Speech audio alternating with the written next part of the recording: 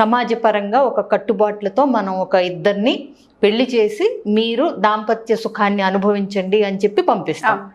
అలాంటిది మరి ఈ అమ్మాయికి అసలు ఏదైతే పెళ్లి యొక్క ముఖ్య ఉద్దేశం ఉందో అదే తీరనప్పుడు మరి తల్లిదండ్రులైనా తెలిసిన వెంటనే అసలు ఎందుకు ఇట్లా మోసం చేశారని చెప్పి వాళ్ళని అడిగి నిలదీయడం కానీ వెంటనే ఆ బంధంలోంచి లీగల్గా ఈ అమ్మాయిని బయటికి తీసుకొచ్చి ఇంకొక పెళ్లి చేయాల్సింది పోయి మరి ఇలా ఎందుకు చేశారు అన్నది ఆశ్చర్యకరంగానే ఉంది.